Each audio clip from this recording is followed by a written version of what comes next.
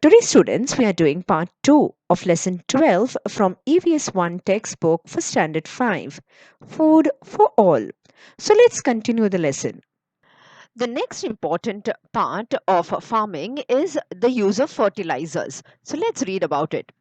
If the same crops are grown frequently in a field, the fertility of the soil decreases. So, what is fertility? Fertility of the soil means soil has lots of minerals, lots of other compounds in it, so which the plants use it. And if you keep on, using growing crops in that field, so what happens is the fertility diminishes. That is, the minerals and other compounds and all the salts and all that is diminished. Okay, so it becomes less and less, and so you will not have a good crop.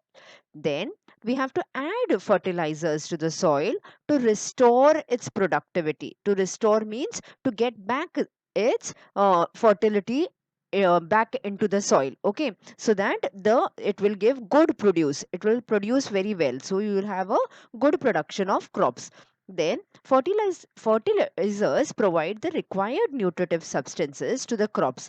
Okay, so nutritive, so all the nutrition that the crops require to grow, so it is provided by the fertilizers. And there are two kinds of fertilizers. One is a natural and the other is a chemical fertilizers. So we have natural fertilizers and we have chemical fertilizers. So what are natural fertilizers? Natural fertilizers are called manure. Okay, you have learnt about it. They are obtained from materials available in nature like green waste and animal dung. Okay, so all these things become the natural fertilizers. So any green things that you have, that is from parts of the plants and leaves and grass and all that, and the all kinds of animal dung can be used as natural fertilizers. And we have chemical or artificial fertilizers. They are, what are they? They are the mixtures of different chemical substances in specific proportion. Specific means that limited proportion. So the scientist, or they know how to do that. Okay, so they mix certain chemicals to make these artificial fertilizers, and which are useful for agriculture. Now, in traditional agriculture, organic manures such as compost were used. What is compost? Compost is where a place they will put all this green waste, they will put the animal dung, and they will put earthworms in it. And then after some days, it will turn into good mineral rich soil, okay, nutritive soil. So, this is the organic manure. And chemical fertilizers can be used for quicker growth and higher yields. Okay, so now in organic manure, the crops will not grow very fast. Okay, they will grow in their natural way. But in chemical fertilizers, what happens is they grow very quickly and they give a higher yield also. However, however, the harmful effects of the use of these fertilizers soon became clear. So if you keep on adding chemical fertilizers, again it will have harmful effect on the crops, on the environment, as well as for us who when we consume this food, the chemicals will go into our body and it is harmful for us. So all these harmful effects was soon found out, it became clear. And therefore the overuse of chemical fertilizers leads to accumulation of excess chemicals in the soil. Accumulation means collection. So these chemicals get collected in the soil, and excess means which the plants do not take. So extra, okay, extra chemicals get collected in the soil, and this lowers the fertility of the soil and reduces productivity. So if you keep on using chemical fertilizers over again, after some time what happens is the soil will collect all these chemical fertilizers, and then the soil will not be very productive. The fertility of the soil will reduce and it will not give a good yield. So now this is what the farmers have realized. And even another thing is overwatering makes the land saline and fallow. What is fallow? Fallow is lots of mineral salts get collected in the soil. Okay, so overwatering also is not good for the soil. So no, chemical fertilizers as well as overwatering. This is seen especially in parts where water is available in plenty, as for example near dams or rivers. Okay, so where there are dams, where there are rivers, where there are lakes and all that, what happens is a large amount of water gets collected, isn't it, on the in the water, in the fields. So it is not good for the crops. It is not good for the soil. So the soil, the fertility of the soil can go down even if there is a lot of water. And if the land becomes saline and fallow, what is saline? Saline means lot of salt. Okay, so fallow is where the fertility of the soil gets reduced. So it has to be tested to find out which substances it lacks. So they will do the testing of the soil. They will take a part of the soil and will take it to the laboratory and start testing and to find out which minerals are there and which are not there. So this is what they will do. So, and the fertility can be restored. Restored means you can bring back the fertility. So they will find out which minerals are not there, what is it lacking, what is the soil doesn't have. So they will restore, they will put back, okay, by adding these substances. So they will put back into the soil these substances which are missing. And it is a costly and time consuming procedure, so it is not as easy as said. Okay, this process takes a very long time. You have to pay for those lab assistants and lab people who come and collect the soil. They will do research, they will put back the, so all the farmers cannot afford. And if you have a very big field, it becomes very, very costly.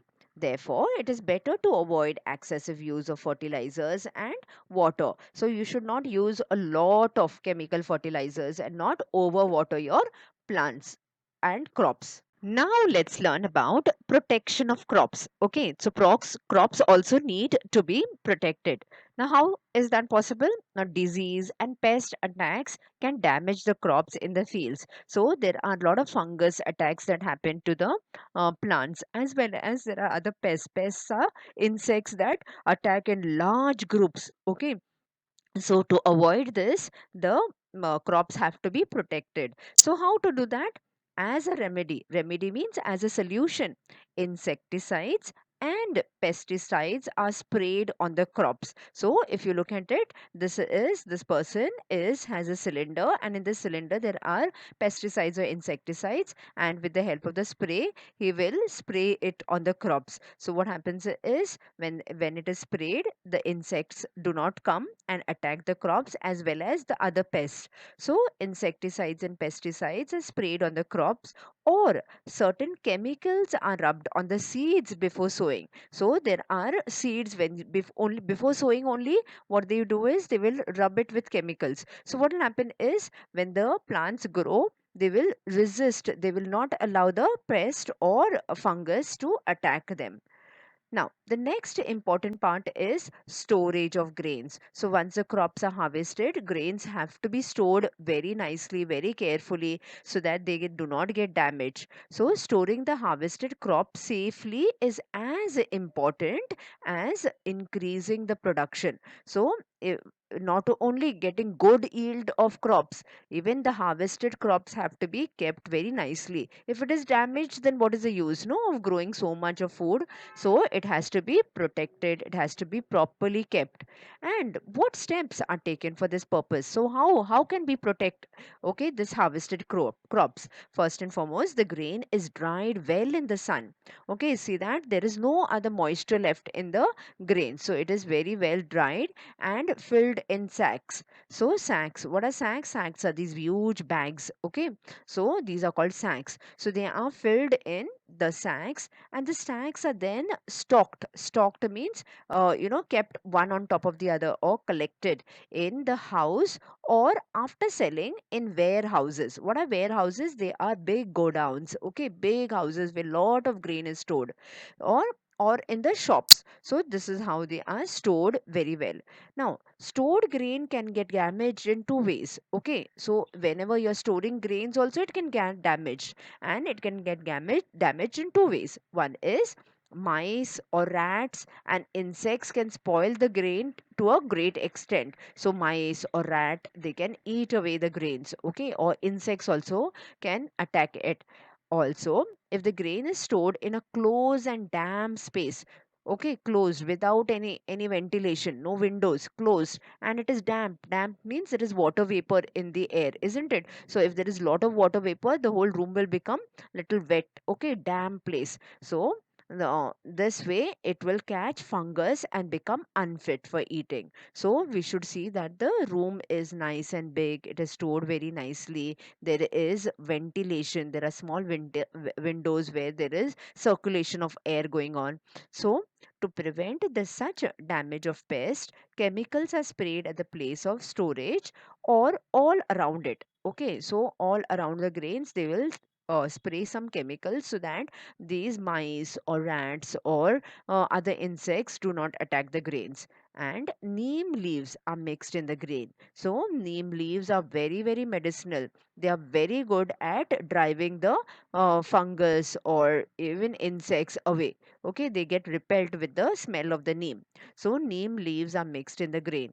Some protective chemicals that can be mixed with the grain are also available in the market. So sometimes you mix the chemicals in the grain so that the grain can do not get affected by fungus or they are not eaten by insects. So their smell repels insect. Repels means drives away the insects. The insects do not like that smell. And storage places are also kept dry and airy to prevent the fungus formation. So if you look at this place over here, this is a warehouse wherein lots of grain is stored, and if you see there are small windows over here so that the air gets circulated and it doesn't become damp. Okay, so this is how the grains are stored and protected. Use your brain power. What is the advantage of storing grains in wattle or daub baskets? Okay, so these are baskets you must have seen, most of the farmers and sometimes in the vegetable markets and all that they use this. So they sometimes they use these baskets to store grains. So what could be the advantage? Why do the farmers do that? Okay, think about it. And to check your answers, you can visit our website at www.jkacademypro.com. You'll get the link in the description box below. Now let's continue with the lesson. Now let's understand food storage and conservation of the environment. That is protection of the environment. So how can we do that? Like humans, other living things also store food, isn't it? We store our food. You have seen in your parents, your mummies especially. Okay, storing a lot of grains. Okay, they buy grains in bulk, rice, wheat, and all that, and we store them. So also, like humans, other living things also store food. Now, each of them has a different way of doing it. So each one has a different way of storing the food. One is insects like ants store the food, isn't it? We have seen ants have ant hills, or they will in our homes they will have holes. Inside the holes, they will start collecting the food. Then bees collect nectar from the flowers. Nectar is the juice from the flowers they collect and they store it in the honeycomb. So if you can follow the picture over here, so in the honeycomb they will store the food in the form of honey. Then squirrels store seeds. Okay, so we know that squirrels will collect the seeds and in the holes of some tree branches and all that barks of the tree they will collect these seeds. And because these animals store food, it is available to them when they need it.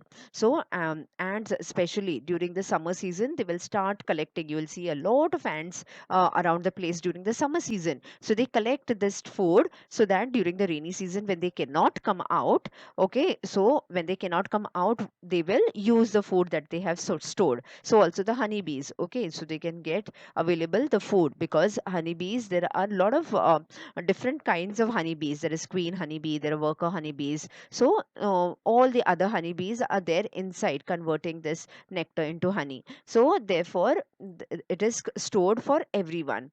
Even squirrels will collect it so that they can use it when they are when they cannot move out, that is especially during the rainy season. The animals cannot move out, cannot get food, so they collect all this food. Okay, so all the time plants are busy producing the food they need.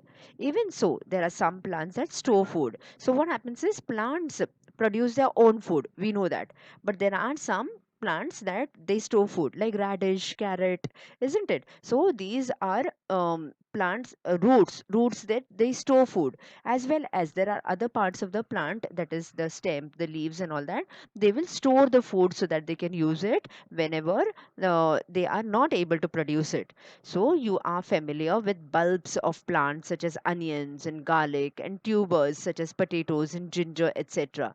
They are all parts of the stem of the plants. Okay, so all these are actually, they are stems. Okay, they are not roots, though they grow under the ground, they are stems. Then we have radishes, we have sweet potato, we have beetroots, are roots of their plants. So we see that the stem as well as roots are used for storage, and these plants store food in the stems or roots. So we too, isn't it, we human beings also store food in our homes according to our needs. So how much we require, how much is our need, we know, your parents know in a month how much you will require, how much rice you will require, how much of grains you will require. So accordingly they will store, so that we don't have to go again and again to the market to buy it every day and every now and then whenever you need it. So you can store certain food in your homes. Now, in India, due to the improved methods of cultivation, we now produce plenty of food grains. Okay, so this is possible now in India. Earlier, it was not so. Okay, so the farmers had to store food for their consumption also. But now it is not that. Because of large production of food grains, we have surplus. That is, we have extra food grains. So, India is able to produce plenty of food grains, lot of food grains, and the production exceeds the demand. Exceeds means it's more, the production, that is more grains are produced than how much is required. Demand means how much people consume, how much people use it. So, and the surplus, that is the extra food grains, is stored in huge warehouses. I told you warehouses are places like godowns, big houses, big rooms where this extra food or food grains are used. Now what is the use of the storing this? What happens is sometimes production is affected by disasters such as floods, drought, or cyclone or hailstorm. So sometimes crops do not get produced very well. Sometimes there is lots of rain and there is floods and the crops get spoiled, or there can be drought. Drought means no rain at all. So crops cannot be watered. So at that time also the crops will crops will not grow well or will not grow at all. Then there can be a cyclone. Okay, cyclone are storms that happen, or they can be hailstorm. Hailstorm are ice, pieces of ice falling. So that is also very harmful for the crops. Okay, when hailstorm happens, the crops gets damaged. So at such times, the stored surplus grain can be used for the people. So when you store this food, so wherever we require it, wherever there are no good crops available, so you can use this stored food. And it can also be used for people displaced due to disasters like earthquakes. So sometimes there are earthquakes, there are floods, there are droughts and all that, people have to migrate to other places. So at such times the government provides this food to the people in need. Okay, so stored food is used at such times. So we can, this is how we will store the food. Surplus food is stored as well as it is utilized when we require it. Now let's understand what is a fair price shop. Okay, you have heard about ration shops, isn't it? So ration shops are place where the grains and other essentials are given to the poor people. Okay, people who cannot afford. So those are called the fair price shops. So visit a fair price shop to understand the rationing system. Now what is rationing is? It is the public distribution system. So when the food grains are distributed to the public, okay, on large quantities. So there are ration shops all around the place. In every village, every district, every town, there is a ration shop, and everybody will have a ration card. So those people who cannot afford, so there are two types of ration cards, isn't it? The orange one and the white one.